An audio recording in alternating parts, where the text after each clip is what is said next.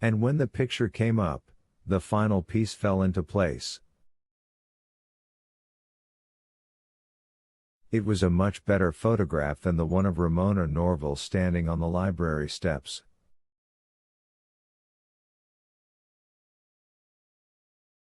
In it, Tess's rapist was sitting behind the wheel of a shiny cab over Pete with Red Hawk Trucking Colwich, Massachusetts written on the door in fancy script.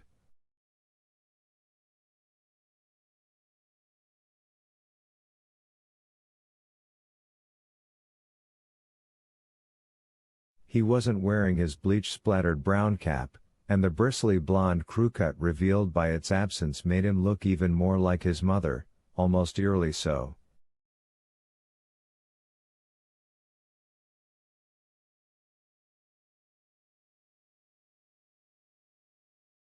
His cheerful, "You can trust me" grin was the one Tess had seen yesterday afternoon.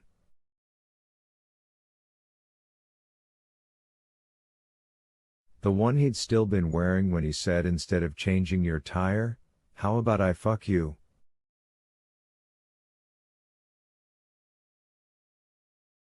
How would that be? Looking at the photo made the weird rage serum cycle faster through her system. There was a pounding in her temples that wasn't exactly a headache. In fact, it was almost pleasant.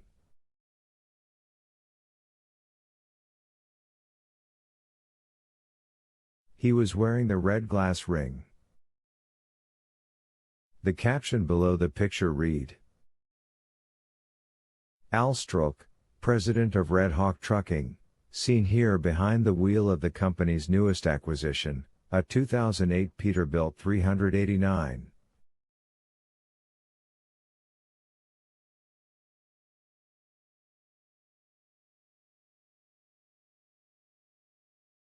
This horse of a hauler is now available to our customers, who are the finest in all the land.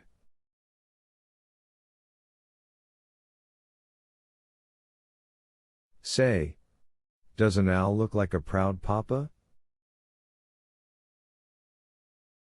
She heard him calling her a bitch, a whiny whore bitch, and clenched her hands into fists.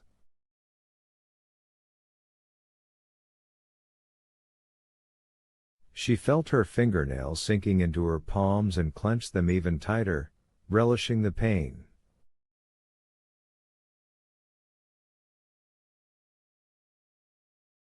Proud papa. That was what her eyes kept returning to. Proud papa.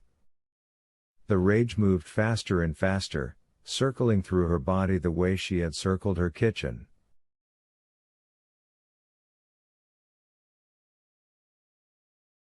The way she had circled the store last night, moving in and out of consciousness like an actress through a series of spotlights.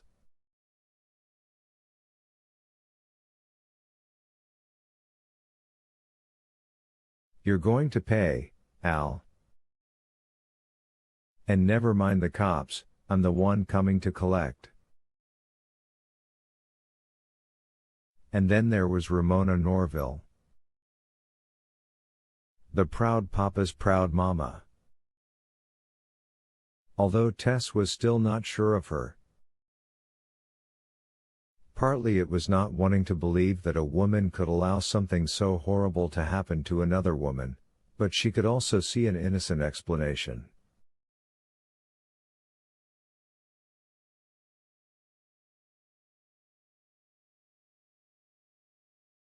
Chicopee wasn't that far from Colwich, and Ramona would have used the Stag Road shortcut all the time when she went there.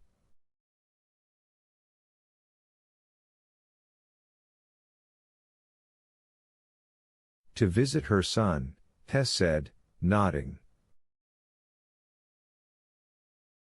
To visit the proud papa with the new cab over Pete. For all I know, she might be the one who took the picture of him behind the wheel.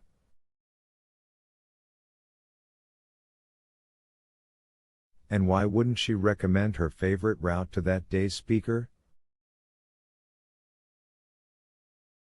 But why didn't she say, I go that way all the time to visit my son? Wouldn't that be natural?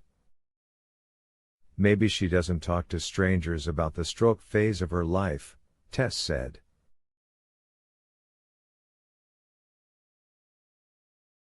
The phase before she discovered short hair and comfortable shoes.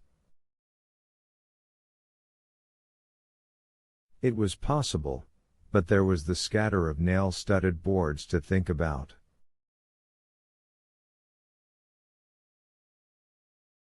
The trap. Norville had sent her that way, and the trap had been set ahead of time. Because she had called him? Called him and said, I'm sending you a juicy one, don't miss out? It still doesn't mean she was involved. Or not knowingly involved.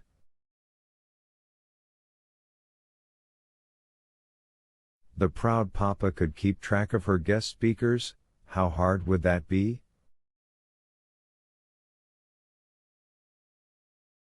Not hard at all, Fritzy said after leaping up on her filing cabinet. He began to lick one of his paws. And if he saw a photo of one he liked, a reasonably attractive one, I suppose he'd know his mother would send her back by. She stopped.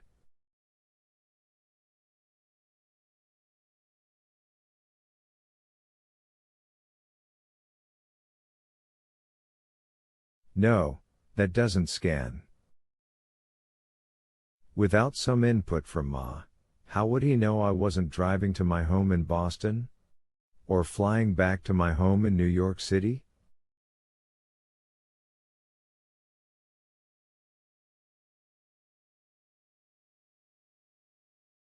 You Googled him, Fritzy said. Maybe he Googled you. Just like she did. Everything's on the internet these days, you said so yourself. That hung together, if only by a thread.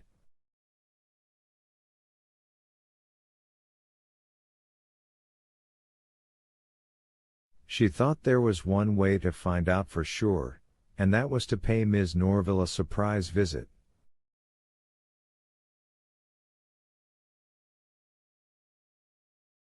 Look in her eyes when she saw Tess. If there was nothing in them but surprise and curiosity at the return of the Willow Grove scribe to Ramona's home rather than her library, that would be one thing.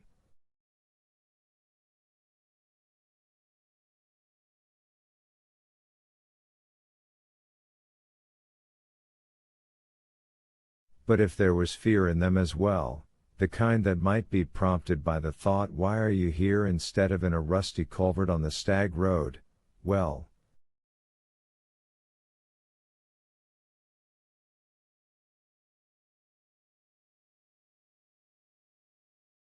That would be different, Fritzy. Wouldn't it? Fritzy looked at her with his cunning green eyes, still licking his paw. It looked harmless, that paw, but there were claws hidden inside it.